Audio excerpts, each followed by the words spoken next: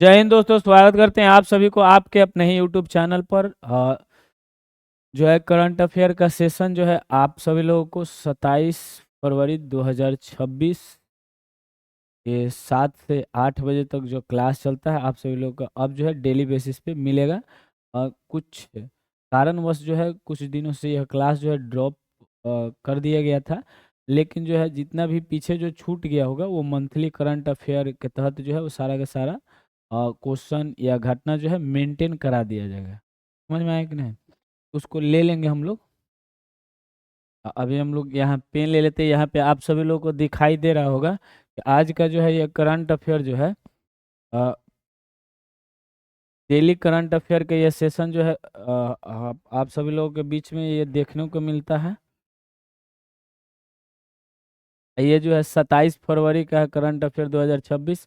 इसमें बहुत महत्वपूर्ण एक योजना है जिसका नाम है मेरी रसोई योजना, जो पंजाब सरकार के द्वारा शुरू की गई है। और भारत का ए टीम ने एसएससी राइजिंग स्टार्स कप को जीता है। तो चलते हैं, आज हम लोग मुख्य मुद्दा की बात करते हैं और फटाफट उन सभी घटनाओं को पढ़ते हैं जो हमारे एग्जाम के लिए लाभदायक होगी और हमारे जानकारी को भी बेहतर बनाएगी। कोई दिक्कत? चलिए आते हैं। यहाँ में पहला प्रश्न जो है प्रश्न के रूप में यहाँ दिखाई दे रहा होगा कि हाल ही में केंद्र एवं राज्य सरकार के संयुक्त प्रयासों के परिणाम स्वरूप इस राज्य को आधिकारिक रूप से नक्सलवाद मतलब वामपंथी उग्रवाद मुक्त घोषित किया गया है। यह जो है बिहार को घोषित किया गया है। किस राज्य को घोषित किया गया है? तो बिहार को किया गया है। अभी जो है अभी वर्तमान समय में तत्काल ये बिहार राज्य को जो है नक्सलवाद मुक्त घोषित किया गया है। इस बात का आप लोग क्या रखेंगे? विशेष ध्यान रखेंगे। अब यहाँ चलिए दूसरा प्रश्न है। पहला प्रश्न यहाँ आज का जो है पहला प्रश्न यहाँ पे है कि बिहार सरकार द्वारा गन्ना मिशन, सॉरी यह गन्ना मिशन नहीं होगा, यहाँ गन्ना मिशन नहीं होगा बल्कि यहाँ 7 निश्चय, यहाँ क्या होगा? 7 निश्चय, 7 निश्चय, 7 निश्चय 3, इसका कार्यकाल कब से कब तक है? 2025 से 30 के अंतर्गत पुनर्जीवित की जाने वाली ये भी गलत है, मिस टाइपिंग है, सरकरी ये भी है। सकरी और रेयाम चीनी मिल बिहार के किस राज्य क्षेत्र से संबंधित है? ये क्वेश्चन है कि अभी जो है बहुत सारे चीनी मिलों को जो है लगभग लगभग 1997 के काल में जो है यह समय में इसको स्थगित या बंद कर दिया गया था। उसको पुनर्जीवित करने के लिए फिर से चालू करने के लिए बिहार सरकार ने ये क्या है योजना बनाया है। तो यह किस क्षेत्र में है? तो यह मिथिलांचल क्षेत्र में। किसमें है? मिथिलांचल क्षेत्र में है उपस्थित यह चीनी मिल। वैसे यहाँ पे कुछ मिस टाइपिंग है, लेकिन यहाँ पे आप सभी लोगों को हम दिखा देते हैं। बिहार सरकार ने मिथिलांचल की 2 प्रमुख बंद चीनी मिल जो है चीनी मिल है। एक है सकरी जो मधुबनी में है। कहाँ है? सकरी जो मधुबनी में है। 1933 में इसका स्थापना हुआ था। सकरी चीनी मिल जो मधुबनी में है उसका स्थापना 1933 में हुआ था। एक और है रैयाम, तो रैयाम का स्थापना कब हुआ था? दरभंगा में है और इसका स्थापना 1914 में हुआ था। कब? 1914 में। दोनों को देखिए, दोनों का स्थापना जो है आजादी के पहले।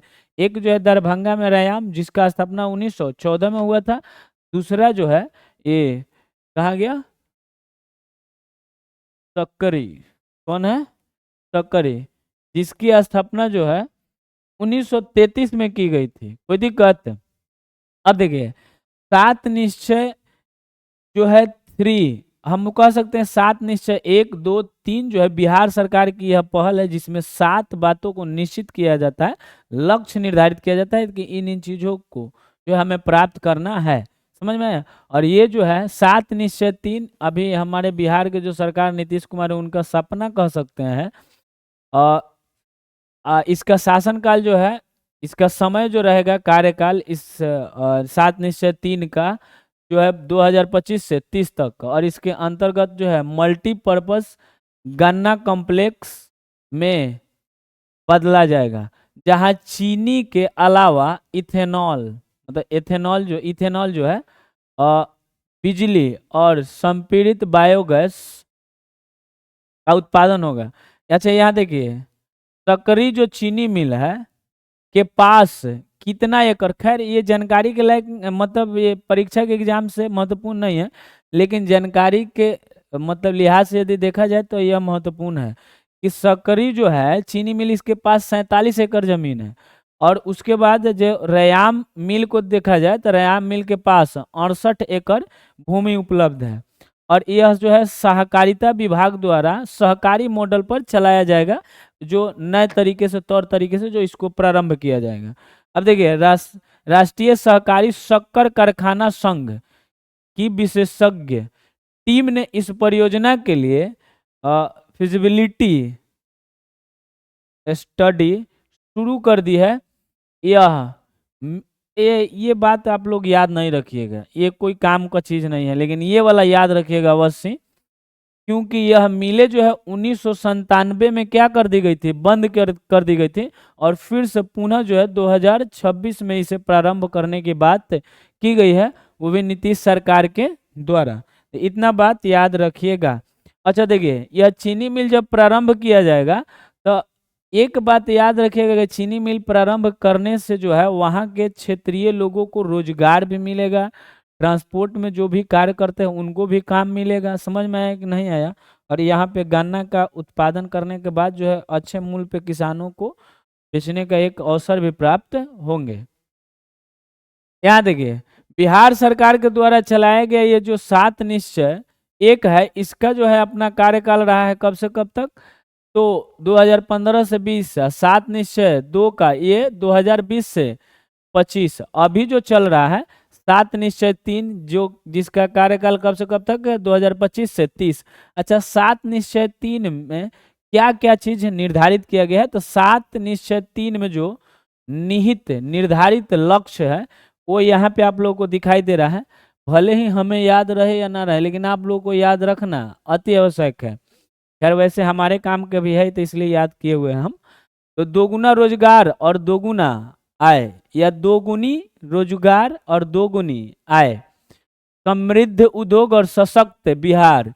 समृद्ध होगा उद्योग तभी तो बिहार सशक्त बनेगा। कृषि में प्रगति, प्रदेश की समृद्धि, ये तीसरा है। चौथा है उन्नत शिक्षा, उज्जवल भविष्य। शिक्षा को उन्नत कीजिए, भविष्य उज्जवल होगा।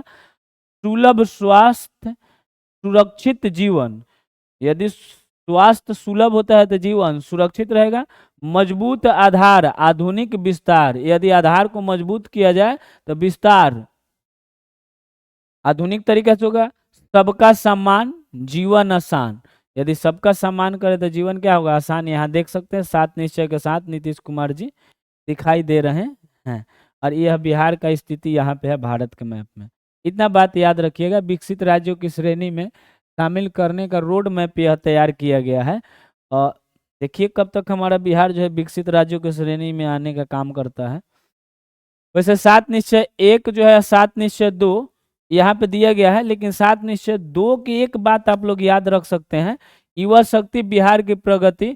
क्योंकि जो बिहार का 111वां बिहार दिवस जब मनाया गया था उस समय उसका थीम यही था, युवा शक्ति बिहार की प्रगति। इसलिए बात याद रखिएगा। अभी हम आगे आप लोगों को समझाते हैं, दिखाते हैं थोड़ा सा, उसके बारे में भी हम लोग संक्षिप्त जानकारी ले लेंगे। ये जो है बिहार जो है बंगाल से हट करके एक राज्य बना 22 मार्च 1912 को, और ये 12वें राज्य के रूप में जो है भारत का ये 12वें राज्य के रूप में उभर करके आया था। और इसका जो है स्थापना दिवस 2025 में जो है 113वां स्थापना दिवस मनाया गया, और 2026 में इसका 114वां स्थापना दिवस मनाया जाएगा। कर देखिए 2012 में जो है इसका जो है स्थापना दिवस इसका शताब्दी वर्ष मनाया गया था, मतलब 100 वर्ष पूर्ण गया था। देखिए 1912 से यदि हम लोग 2012 लेते हैं तो 100 वर्ष। खैर बिहार दिवस 22 मार्च को मनाना प्रारंभ जो है 2010 से शुरू किया गया था। इसका कार्यक्रम जो आयोजन है कब से किया गया था? 2010 से शुरू किया गया था। समझे कि नहीं समझे? यहाँ दिखाई दे रहा होगा। और देखिए तो 111वां बिहार दिवस 2023 में मनाया गया, जिसका थीम क्या था? युवा शक्ति बिहार की प्रगति, जो 7 निश्चय 2 के पहला उद्देश्य था वही जो है 2023 में क्या ये बन करके आया था, इसका थीम बनकर। खैर 2025 में जो 113वां बिहार दिवस मनाया गया, उसका जो थीम था उन्नत बिहार और विकसित बिहार। क्या था? उन्नत बिहार और विकसित बिहार। कम से कम इतना बात आप लोग ध्यान में रखिएगा। यह बंगाल से अलग होकर के एक राज्य बना था। यहाँ देखिए दूसरा नंबर क्वेश्चन है कि 21 फरवरी 2026 को बिहार के किस जिले के ऐतिहासिक किला मैदान में विश्वामित्र महोत्सव 2026 का आयोजन किया गया है? देखिए विश्वामित्र, वही विश्वामित्र, उन्हीं के याद में महोत्सव मनाया जाता है जो भगवान राम और लक्ष्मण के क्या थे? गुरु हुआ करते थे। तो उन्हीं के जो है उन्हीं के नाम से एक महोत्सव मनाया गया, जो कहाँ पे मनाया जा रहा है? किस जिला में? बक्सर जिला में। और किस मैदान में? तो ऐतिहासिक किला मैदान में। एक ऐतिहासिक किला मैदान है बक्सर में, वहीं पे जो है विश्वामित्र महोत्सव मनाया जा रहा है। तो क्वेश्चन आपसे बना करके पूछ सकता है कि विश्वामित्र महोत्सव किस राज्य में मनाया गया? बिहार में किस जिले में? बक्सर में। किस मैदान में? किला मैदान में। अब यहाँ देखिए इनसे कुछ जुड़ी हुई जानकारी है कि 21 फरवरी जो है 21 फरवरी को मनाया गया। कब मनाया गया ये? 21 फरवरी 2026 को मनाया गया। ये भी बात याद रखिएगा। विश्वामित्र महोत्सव 2026 का आयोजन बिहार के बक्सर जिला में स्थित ऐतिहासिक किला मैदान बक्सर में किया गया।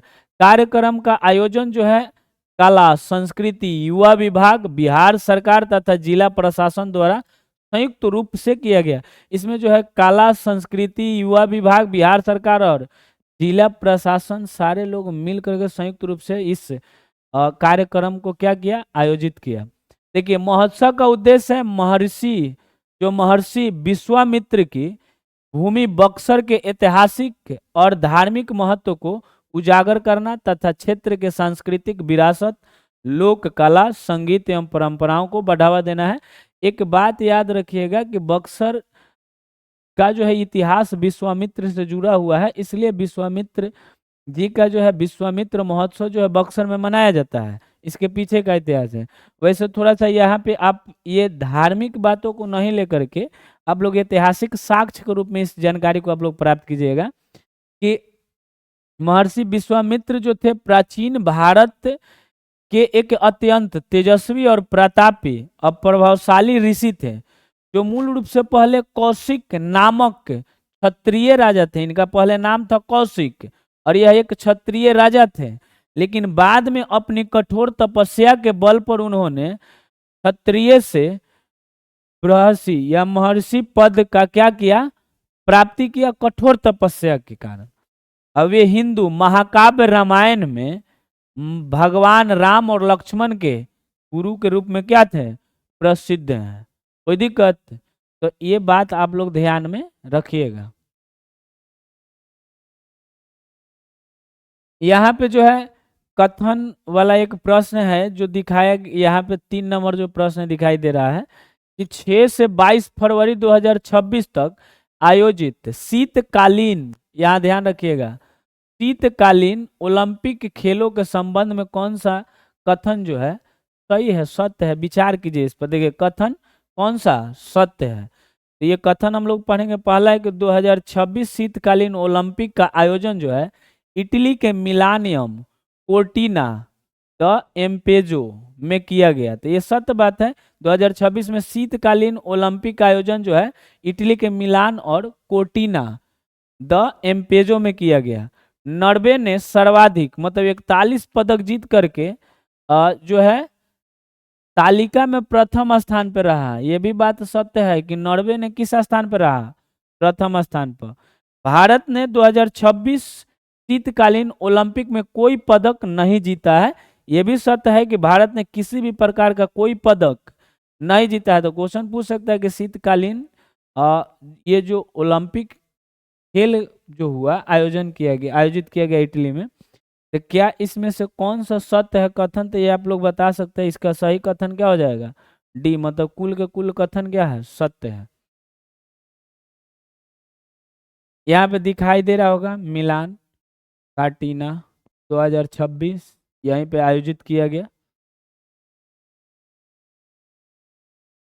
अब यहाँ देखिए, एक बात याद रखिएगा, इसके बारे में जो है संक्षिप्त रूप से एक बार फिर से जानकारी आप प्राप्त कर लीजिए। ये जो है आयोजन कब किया गया? कब किया गया? तो 6 फरवरी से 22 फरवरी के बीच में। और यह शीतकालीन ओलंपिक खेल है और यह इटली के मिलान और कार्टिनो दी एम्पेजो में किया गया आयोजित। और इसमें नॉर्वे जो है रिकॉर्ड तोड़ करके 18 स्वर्ण पदक जीता और कुल पदक कितना? 41 जीत करके ये प्रथम स्थान पर रहा। 41 पदकों में ये 18 स्वर्ण, 12 रजत और 11 कांस्य ब्रॉन्ज मेडल यह जीता। दूसरे स्थान पे अमेरिका था, तीसरे स्थान पर नीदरलैंड। समझ में आया कि नहीं? एक ट्रिक बना करके आप याद रखते हैं, no one, no one, no one, क्या याद रखिएगा? No one. अब भारत 2026 शीतकालीन ओलंपिक में किसी भी प्रकार का कोई पदक नहीं जीता है। और यहाँ पे एक और बात ध्यान रखिएगा कि 1956 2006 के बाद इटली द्वारा आयोजित तीसरा यह शीतकालीन ओलंपिक खेल है। मतलब इटली जो है 1956 में पहला बार इसका जो है आयोजन इटली में हुआ था। दूसरी बार जो हुआ था 2006 में और तीसरी बार 2026 में इसका आयोजन इटली में किया जा रहा है। और यहाँ पर यह भी आपके जानकारी लायक है, याद रखिएगा कि पैरालंपिक शीतकालीन खेल अगले माह 6 से 15 मार्च 2026 को आयोजित किया जाएगा। देख लीजिएगा यहाँ, यह जो है शीतकालीन ओलंपिक खेल है जो 6 फरवरी से लेकर 22 फरवरी तक आयोजित किया गया इटली में। लेकिन यहाँ पैरा ओलंपिक शीतकालीन खेल का बात कर रहा है और यह जो है 6 मार्च से 15 मार्च 2026 तक आयोजन किया जाएगा। ये भी बात आप लोग ध्यान में रखिएगा। अच्छा, यहाँ जो है कुछ जो पेरिस ओलंपिक 2024 में जो खेल खेला गया, जो मतलब आयोजन किया गया था पेरिस ओलंपिक पेरिस में, तो इससे एक बीपीएससी ने प्रश्न बनाया था मेरे भाई। यह एक प्रश्न बनाया था यह कि जो है पेरिस किस नदी के किनारे है? तो सीन नदी के किनारे है और यह फ्रांस की राजधानी है। यहीं पे इस ओलंपिक का आयोजन किया गया था जो 33वें पेरिस ओलंपिक 2024 के नाम से जाना जाता है। और एक और बात यहाँ पे ध्यान रखिएगा, हाँ, सीन नदी में आयोजित की गई थी। यह किसमें आयोजित की गई थी? तो सीन नदी में। समझ में आया कि नहीं? तो पेरिस जो है फ्रांस की राजधानी है, वो सीन नदी के किनारे है और सीन नदी में ही जो है पेरिस ओलंपिक का आयोजन किया गया था जो 33वां संस्करण था। इतना बात आप लोग ध्यान में रखिएगा। अब देखिए, इसमें भारत जो है 6 पदक जीत करके 71वां स्थान प्राप्त किया था। 71वां स्थान प्राप्त किया था 6 पदक जीत करके, जिसमें से 1 सिल्वर और 5 कांस्य पदक जीता था। बस इतना बात ध्यान में रखिएगा। अमेरिका पहला, चीन दूसरा और जापान तीसरे स्थान पे था। अमेरिका पहला, चीन दूसरा और जापान तीसरा। अमेरिका, चीन, जापान, अमेरिका, चीन, जापान, अमेरिका, चीन, जापान, याद रखिएगा यदि याद रह सके तो। अब यहाँ देखिए क्वेश्चन, यहाँ पे 4 नंबर क्वेश्चन है कि Atal Bihari Vajpayee the internal statesman नामक हालिया जारी कॉफी टेबल पुस्तक के लेखक कौन है? पहला बात याद रखिएगा कि कॉफी टेबल पुस्तक उस पुस्तक को कहा जाता है जिसमें जो है पिक्चर के साथ जो है एक अट्रैक्टिव जो है बनाया जाता है, उसे क्या बोलते हैं हम लोग? कॉफी टेबल पुस्तक। तो ये अटल बिहारी वाजपेयी से संबंधित यह पुस्तक लिखा गया है, जो किनके द्वारा है? विजय गोयल के द्वारा लिखा गया यह पुस्तक है। कोई दिक्कत? इसका नाम क्या है? Atal Bihari Vajpayee the internal statesman, कोई दिक्कत है, स्टेट्समैन। अब यहाँ देखिए इनके बारे में कुछ, यह पुस्तक का एक प्रति यहाँ दिखाई दे रहा होगा, और यहाँ देखिए बाई विजय गोयल लिखा हुआ है ना। यहाँ पे ध्यान दीजिए कि Atal Bihari Vajpayee the internal statesman नामक जो है कॉफी टेबल पुस्तक पूर्व केंद्रीय मंत्री और भारतीय जनता पार्टी के नेता विजय गोयल द्वारा लिखे गए। ये जो है विजय गोयल ही पूर्व केंद्रीय मंत्री रह चुके हैं और ये भाजपा के नेता हैं, और इन्होंने ही यह पुस्तक लिखी है। और देखिए हाल ही में इस पुस्तक का विमोचन जो है 21 फरवरी 2026 को भारत के उपराष्ट्रपति सीपी राधाकृष्णन के द्वारा कहाँ किया गया, नई दिल्ली के डॉक्टर अंबेडकर अंतर्राष्ट्रीय केंद्र में किया गया। तो इसका अनावरण जो है किसके द्वारा किया गया, तो सीपी राधाकृष्णन जो वर्तमान में हमारे भारत के उपराष्ट्रपति हैं। इतना बात याद रखिएगा। इस पुस्तक में भारत रत्न अटल बिहारी वाजपेयी के जीवन, उनके नेतृत्व, सांसद से प्रधानमंत्री तक की यात्रा को दुर्लभ तस्वीरों तथा अभिलेखीय सामग्रियों के माध्यम से प्रस्तुत किया गया है। मतलब इसमें जो है बहुत सारे तस्वीरों को ऐड किया गया है और अभिलेखीय साक्ष्य भी है उसमें जो अटल बिहारी वाजपेयी से संबंधित है। अब देखिए यहाँ एक और यहाँ ये जानकारी प्राप्त करने लायक है कि अभिषेक चौधरी द्वारा हालिया लिखित पुस्तक विलीवर्ड्स डिलेमा अटल बिहारी वाजपेयी के जीवन, राजनीतिक विचारधारा और नेतृत्व शैली पर आधारित है। तो ये विलीवर्ड्स डिलेमा क्या है नाम, विलीवर्ड्स डिलेमा, जो अभिषेक चौधरी के द्वारा लिखा गया है। और ये अटल बिहारी वाजपेयी के जीवन और राजनीतिक विचारधारा नेतृत्व शैली पर लिखा गया पुस्तक है। तो याद रखिएगा अभिषेक चौधरी वाला भी और विजय गोयल वाला भी, कोई दिक्कत है क्योंकि कोई भी प्रश्न पूछ सकता है। अच्छा, अटल बिहारी वाजपेयी के द्वारा ये जो अभी जो इनके पर एक किताब लिखा गया जिसका लेखक है अभिषेक चौधरी, अटल बिहारी वाजपेयी के जीवन और राजनीतिक उनका जो है अपना करियर कैसा रहा और वो नेतृत्व किस प्रकार से किए, उसी का जो है संबंध है इस पुस्तक से। लेकिन यहाँ देखिए अटल बिहारी वाजपेयी भारत के जो है भारतीय जनता पार्टी के एक वरिष्ठ एवं प्रधानमंत्री रह चुके एक व्यक्ति है, और यह बीजेपी के सह संस्थापक भी थे और प्रथम अध्यक्ष भी थे। समझ में आया कि नहीं? ये वे जो है 3 बार भारत के प्रधानमंत्री रह चुके हैं। पहला 1996 में, दूसरा 1998 से 99 और तीसरा जो है 99 से 2004 तक ये प्रधानमंत्री के पद पर रहे थे। कोई दिक्कत? अटल बिहारी वाजपेयी जो है 1999 से 2004 तक रहे थे। ये बताओ मैथिली ठाकुर को बहुत ज़्यादा जरूरी है समझाना कि 1999 से 2004 तक भाजपा के केंद्र में सरकार थी। समझ में आया कि नहीं? बहुत ज़्यादा जरूरी है, हमें लगता है ऐसा। अब यहाँ पे एक बात देखिए,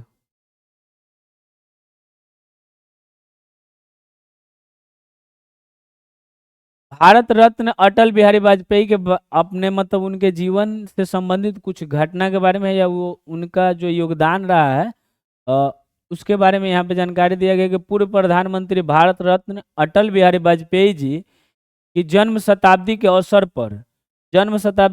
पर अभी पिछले ही दिनों जो है 21 दिसंबर 2025 को इंदौर मध्य प्रदेश में 0 से शतक स्मृति समारोह आयोजित किया गया था। तो 0 से शतक किनके जन्म दिन पर जो है एक स्मृति समारोह आयोजित किया गया था? तो अटल बिहारी वाजपेयी के। कब? 21 दिसंबर 2025 को। कोई दिक्कत? अटल बिहारी वाजपेयी जो है भारतीय जनता पार्टी के सह संस्थापक एवं राष्ट्रीय अध्यक्ष भी रह चुके थे। और देखिए वे प्रधानमंत्री पद पर पहुंचने वाले प्रथम मध्य प्रदेश के व्यक्ति थे। इनका जन्म कहाँ हुआ था? मध्य प्रदेश में। और ये प्रथम ऐसे व्यक्ति थे जो मध्य प्रदेश से थे जिन्होंने प्रधानमंत्री के पद पर बैठा। समझ में आया कि नहीं? वे भारत के 10वें प्रधानमंत्री के रूप में कार्य किए थे। 2015 में भारत के सर्वोच्च नागरिक सम्मान उन्हें भारत रत्न से क्या किया गया था, सम्मानित किया गया था। उनका सारा का सारा कार्यकाल जो है यहाँ पे दिया गया है, जो सबसे लंबा कार्यकाल पूर्ण काल के लिए बने थे 1999 से 2004 में तीसरी बार, और ये 10वें प्रधानमंत्री के रूप में कार्य किए थे। इन्हें भारत रत्न 2015 में दिए गए थे। ये भी बात आप लोग याद रखिएगा, समझ में आया कि नहीं, क्योंकि इनसे संबंधित किसी भी प्रकार का प्रश्न आपसे बना सकता है एग्जामिनर। और एक और बात यहाँ पे ध्यान रखिएगा, ये जीएसटी से संबंधित पहली बार जो है बात पेश करने वाले व्यक्ति यही थे। भारत में जीएसटी को अपनाने का विचार पहली बार 2000 में अटल बिहारी वाजपेयी सरकार द्वारा ही सुझाया गया था, क्योंकि 1999 से 2004 तक का तो इन्हीं का सरकार था। तो ये जो है जीएसटी अपनाने का विचार इन्होंने सुझाया था। वैसे जो है जीएसटी सर्वप्रथम फ्रांस में 1954 में ही लागू किया गया था, और यह एक प्रकार का अप्रत्यक्ष कर है। अप्रत्यक्ष कर के मतलब डायरेक्ट जनता से ना लेकर के उस कंपनी से ही ले ली जाती है जो सामान बनाती है, और वो कंपनी जनता पे लगाती है टैक्स। समझ में आए, एक एक पीस पे बांट करके, समझे कि नहीं समझे, जिससे भार जो है जनता को नहीं पता चलता है देने का। जीएसटी जो है संविधान में, हमारे संविधान में 101वें संविधान संशोधन द्वारा 2016 में लाया गया था। ये भी बात ध्यान में रखिएगा। और ये जो है भारत में लागू पूर्ण रूप से कब किया गया था, तो आधिकारिक तौर पर इसे 1 जुलाई 2017 को भारत में जीएसटी लागू किया गया था। इतना बात भी ध्यान रखिएगा। प्रथम बार फ्रांस में 1954 में जीएसटी का जो विचार पेश करने वाले प्रथम सरकार में थे जो व्यक्ति थे, उनका नाम अटल बिहारी वाजपेयी था, जो 2000 में पेश किए थे, और इसे 101वां संविधान संशोधन 2016 के द्वारा जोड़ा गया हमारे भारतीय संविधान में। अब यहाँ एक बात यहाँ ध्यान रखिएगा, 5 नंबर है कि फरवरी 2026 में अंतर्राष्ट्रीय पैरा ओलंपिक समिति आईपीसी द्वारा लिए गए निर्णय के संबंध में निम्नलिखित कथनों पर क्या कीजिए, विचार। अभी जो अंतर्राष्ट्रीय पैरा ओलंपिक समिति ने जो अपना विचार पेश किया है, उसके बारे में जो कथन दिया गया कौन सा सत्य है, यही चुनना है कथन कौन सा सत्य है। पहला यह है कि अंतर्राष्ट्रीय पैरा ओलंपिक समिति ने रूस एवं बेलारूस पर लगे प्रतिबंध को हटा दिया है। ये सही बात है। रूस और बेलारूस पर जो 2022 में प्रतिबंध लगाया गया था, उसे क्या कर दिया गया, हटा दिया गया।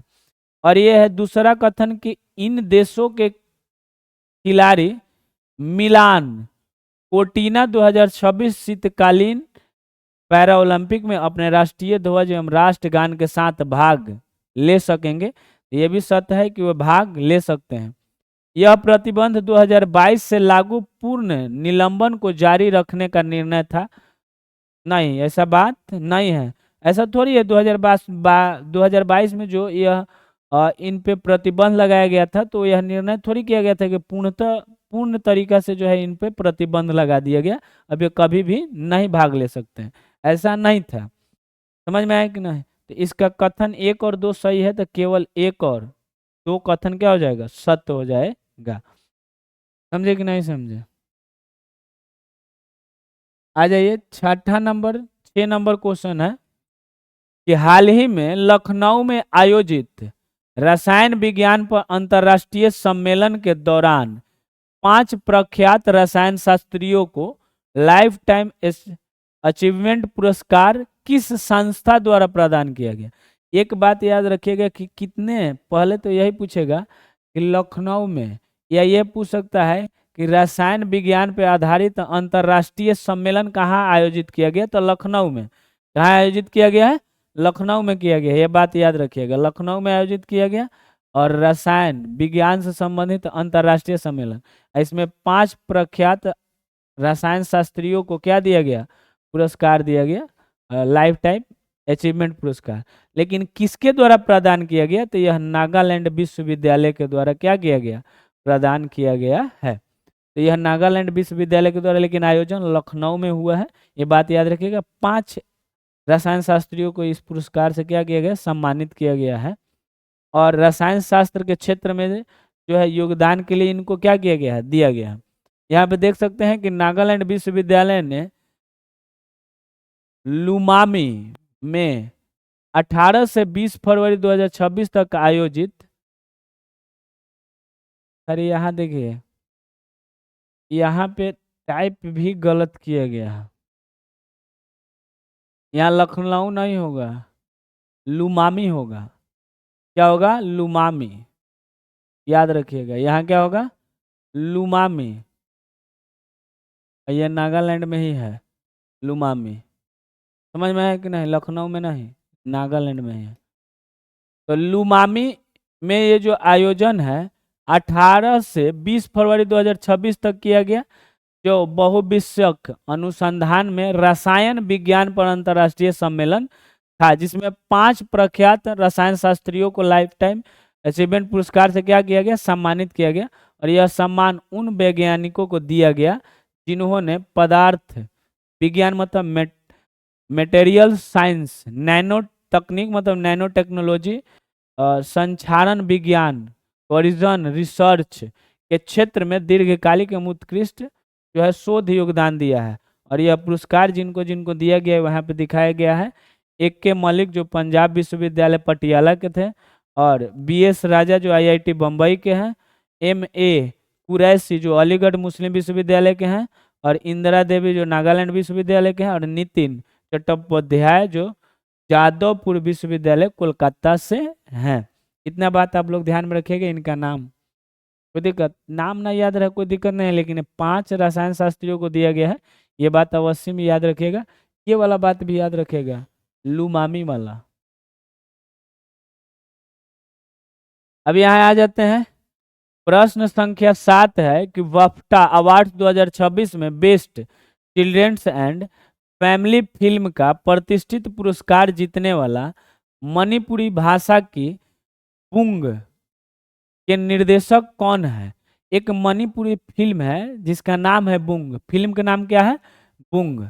और ये जो है best children's and family film award जो है जीतने वाला मूवी बना है, जिसकी जो है निर्देशक कौन है? निर्देशक यहाँ पे दिखाई दे रही है, यही है निर्देशक। समझ में आया कि नहीं? और इनका नाम है लक्ष्मी प्रिया देवी। इनका नाम क्या है? लक्ष्मी प्रिया देवी, जो मणिपुर की ही रहने वाली है। और उस इनका मूवी का नाम है बुंग, जो बाफ्टा अवार्ड्स के द्वारा इन्हें क्या किया गया? सम्मानित किया गया। अब आ जाते हैं यहाँ पे, देखिए क्वेश्चन नंबर 8।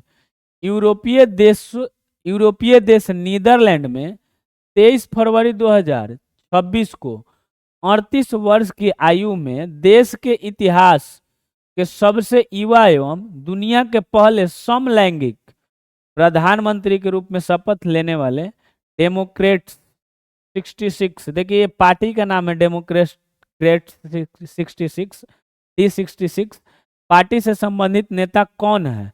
तो ये जो है नीदरलैंड के अभी जो है समलैंगिक प्रधानमंत्री बने हैं, जो यहाँ पे दिखाई दे रहे होंगे, जिनका नाम है रॉब जेटन। क्या नाम है? रोब जेटन। क्या नाम है? रोब जेटन। कोई दिक्कत? याद रखिएगा। अब यहाँ आ जाइए प्रश्न संख्या, इसे तो 7 आ गया। 9 नंबर प्रश्न है कि झारखंड के पलामू टाइगर रिजर्व, जो झारखंड का एकमात्र टाइगर रिजर्व है जिसका नाम है पलामू टाइगर रिजर्व, में स्थानीय महिलाओं को वन्य जीव संरक्षण, अवैध कटाई रोकने तथा वन्य अपराधों की निगरानी हेतु शुरू की गई पहल का नाम क्या है? मतलब वहाँ जो है वन्य जीव पलामू टाइगर रिजर्व के जो है स्थानीय महिलाओं को इसलिए मतलब उन्हें नियुक्त किया गया है, या एक योजना चलाया गया है जिसके द्वारा उन संरक्षण प्रदान कर सके, और उस योजना का नाम है वन्य जीव दीदी पहल। क्या नाम है? वन्य जीव दीदी पहल। उसका नाम क्या है? वन्य जीव दीदी पहल, जिसके तहत उसमें बहुत सारी महिलाओं का एक समूह बनाया जाएगा, जिसके द्वारा जो है वहाँ पे वनों को संरक्षण प्रदान किया जाएगा, कटाई को रोका जाएगा। समझ में आया?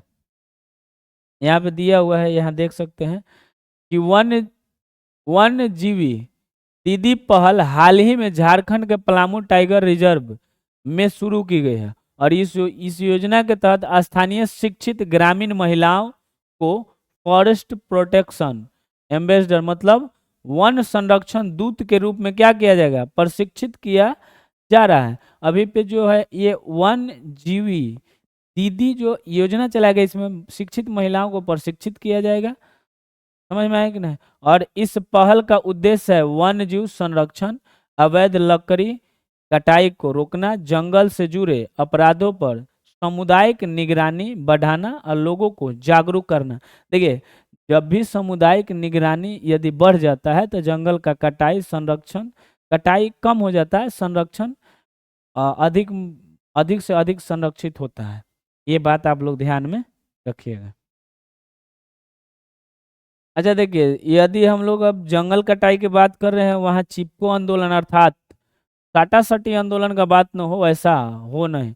ये देखिए, यह आंदोलन जो है अंधाधुंध पेड़ों की कटाई के खिलाफ जो है 26 मार्च 1974 को उत्तराखंड के चमोली जिला में क्या किया गया था, शुरू किया गया था, जिसके तहत जो है महिला लोग जो है पेड़ की कटाई किया जा रहा था तो सट जा रही थी, चिपक जा रही थी। समझ में आया कि नहीं। तो सट जा रही थी, इसलिए इसको हम लोग सटा सटी आंदोलन कर सकते हैं।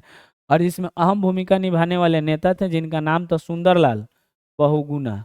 समझ में आया कि नहीं। चिपको आंदोलन का नेता ही माना जाता है।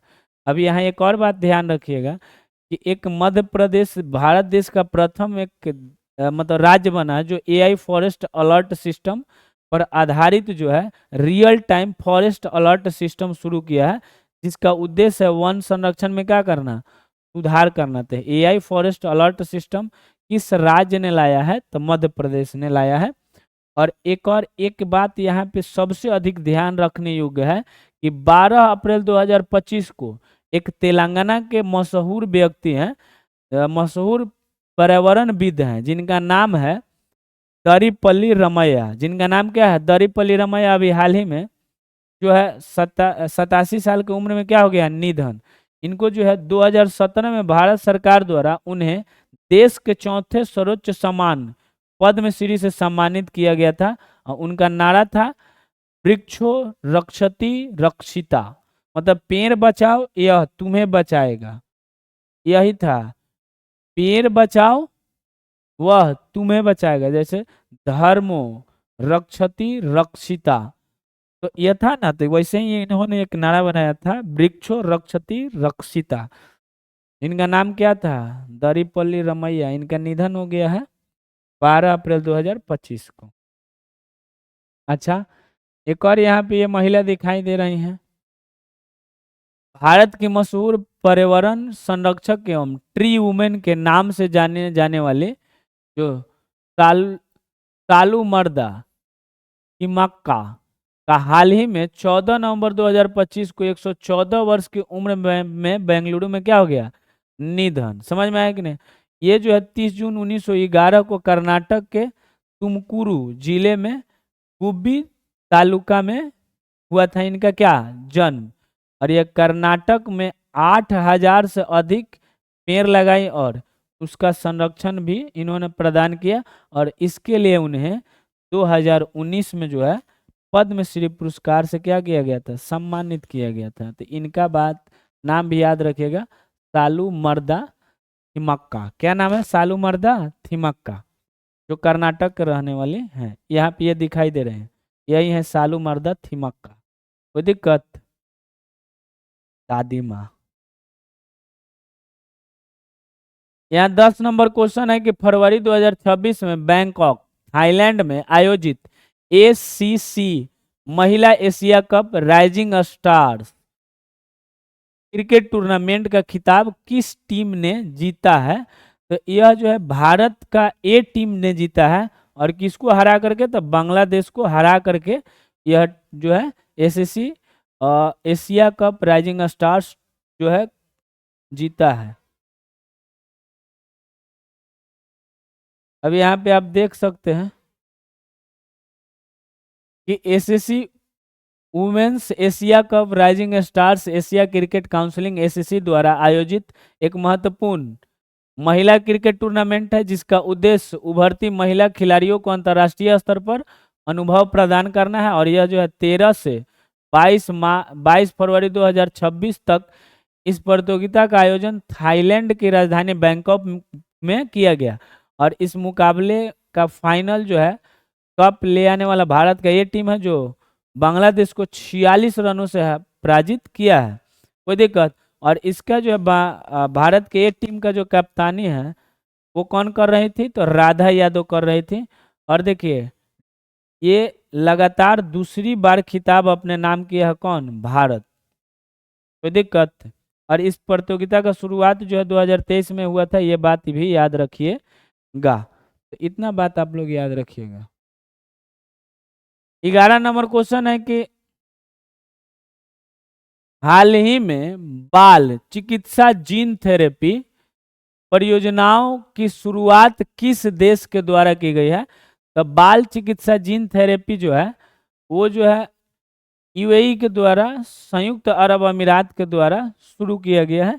जिसमें देखिए जीन थेरेपी एक ऐसा थेरेपी है जिसमें जो है खराब जीन को काट करके हटा दिया जाता है, बढ़िया जीन को उसमें जोड़ दिया जाता है। समझ में आया कि नहीं, इसी को बोलते हैं जीन थेरेपी। कोई दिक्कत। तो इतना याद रखिएगा, ये यूएई शुरू करने वाला प्रथम देश बना है। बहुत सारे प्रथम ने बहुत सारे देश हैं, लेकिन इसने अभी हाल ही में बना है जिसमें बाल चिकित्सा जीन थेरेपी कर रहे हैं। बाल चिकित्सा, बाल ई वाला बाल नहीं, बच्चा वाला बाल। इस पहल का उद्देश्य जो है दुर्लभ आनुवांशिक बीमारियों का उन्नत जैव प्रौद्योगिकी आधारित उपचार विकसित करना है। मतलब जो आनुवांशिक बीमारी है उसका जो है जैव प्रौद्योगिकी मतलब बायोटेक्नोलॉजी के द्वारा उसको क्या किया जाएगा, समाप्त किया जाएगा। और जीन थेरेपी में दोषपूर्ण जो जीन होते हैं उसको सुधार कर या बदल कर बीमारी का उपचार किया जाता है। मान लीजिए कि आनुवांशिक बीमारी है जो पिता में है वो फिर अब बेटा में भी आ जाएगा। तो जो है बेटा में आएगा तो उसके जीन को निकाल करके और उसके जो बीमारी है बीमारी वाला जीन को हटा देंगे या दूसरे जीन को वहाँ पे ऐड कर देंगे, जोड़ देंगे, तो वो जो है एक बढ़िया जीन तैयार हो जाएगा जिससे ऐसा नहीं होगा। इतना बात आप लोग याद रखिएगा। क्वेश्चन नंबर 12 है कि गरीब एवं जरूरतमंद परिवारों को सस्ती दर पर भोजन उपलब्ध कराने के उद्देश्य से मेरी रसोई योजना किस राज्य सरकार के द्वारा क्या की गई है, शुरू की गई है। तो यह हम पहले ही बताए हैं कि पंजाब राज्य सरकार के द्वारा जो है मेरी रसोई योजना जो है शुरू की गई है। और इसके तहत जो है गरीब और असहाय लोगों को जो है कम मूल्य पर जो है भोजन उपलब्ध करवाया जाएगा। और यह जो है अंतिम प्रश्न है जिस 13 नंबर के राष्ट्रीय सांख्यिकी कार्यालय एनएसओ नेशनल स्टैटिस्टिकल ऑर्गेनाइजेशन के द्वारा हालिया जारी जनवरी के आंकड़ों के अनुसार भारत की बेरोजगारी दर कितनी दर्ज की गई है। तो ये जो है भारत की बेरोजगारी दर 5.0% दर्ज की गई है, जो दिसंबर 2025 में कितनी थी, तो दिसंबर 2025 में 4.8% थी और इससे बढ़ करके कितनी हो गई है 5.0%। समझ में आया या नहीं आया, तो इतना बात आप लोग ध्यान में रखिएगा। यह जो है अंतिम प्रश्न है। खैर अंतिम प्रश्न का उत्तर हम देने के लिए छोड़ देते हैं, लेकिन आज यहीं पे रहेगा। इतना बात आप लोग याद रखिएगा। आप सभी लोगों को सेशन कैसा लगा एक बार कमेंट करके अवश्य आप सभी लोग बताएं। और प्रतिदिन 7 से 8 बजे जो है करंट अफेयर का क्लास करना आप सभी लोग नहीं भूलें। आज के लिए इतना ही, और आनंद लीजिए, अपने जानकारी को बेहतर बनाइए और ज़्यादा से ज़्यादा वीडियो को शेयर कीजिए यदि अच्छा लगे तो। आज के लिए इतना ही। जय हिंद, जय भारत।